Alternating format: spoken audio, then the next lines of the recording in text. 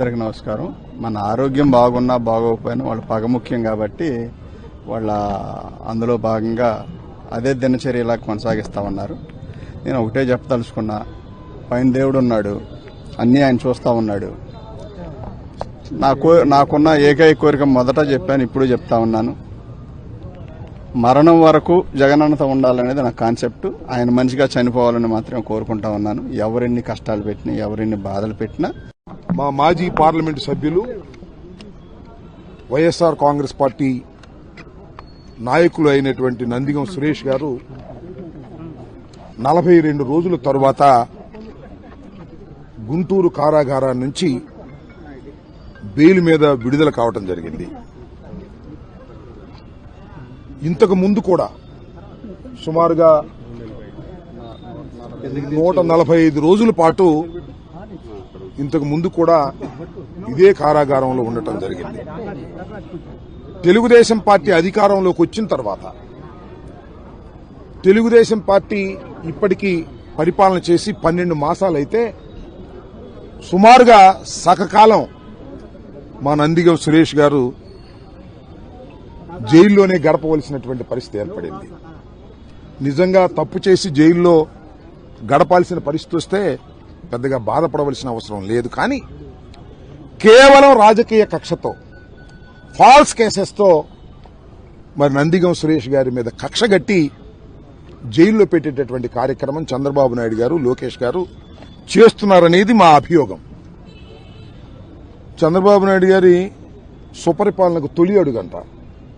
ఈ తొలి అడుగులో 2 సార్లు జైలుకి వెళ్లాడు మా సురేష్ గారు. ఈ తొలి అడుగులో ఇక్కడికి సుమారుగా 15 సార్లు వచ్చా నేను ఎవరినైనా రిసీవ్ చేసుకోవడానికి. అందరూ ఎవరు? వైఎస్ఆర్ కాంగ్రెస్ పార్టీకి చెందినటువంటి నాయకులు.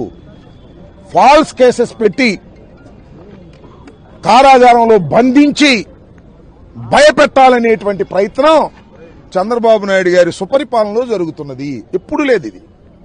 నేను 89లో రాజకీయాల్లోకి వచ్చా. అప్పటి నుంచి ఇప్పటిదాకా చూస్తున్నా ఏ ప్రభుత్వము కూడా ఇంత దారుణంగా వ్యవహరించినటువంటి పరిస్థితులే లేవు. ఇవాళ మా నాయకులు చాలా మంది జైల్లో ఉన్నారు. సురేష్ గారు ఒకరే కాదు, చాలా మంది జైల్లో ఉన్నారు. వంశీ జైలు, రెడ్డి భాస్కర్ రెడ్డి గారు జైల్లో ఉన్నాడు.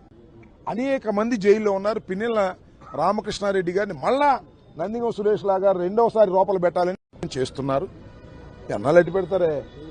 6 నెలలు అడ్డు పెట్టారు, బయటకు వచ్చాడుగా. మళ్ళా పెట్టాలని అనుకుంటారు, నాకు తెలుసు వాళ్ళ ఉద్దేశం.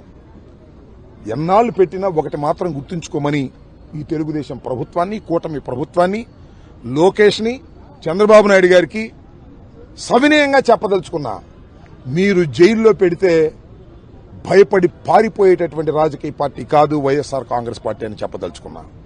మీరు ఎంతగా జైల్లో పెడితే, ఎంతగా కేసులు పెడితే, ఎంతగా నిర్బంధిస్తే అంతగా గట్టిగా ఫైట్ చేయడానికి మేము ట్రైనింగ్ అవుతున్నాం, సిద్ధపడుతున్నాం.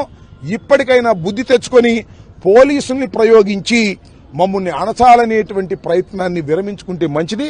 విరమించుకోకపోతే అది మీ కర్మ అని కూడా మనవి చేస్తున్నా.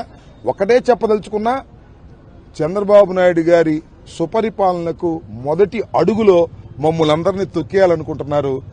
మీ అడుగు మేము తీసవతల పారేస్తాం తప్ప మమ్మల్ని మీరు తొక్కలేరని కూడా ఈ సందర్భంగా చెప్పదలుచుకున్నాం.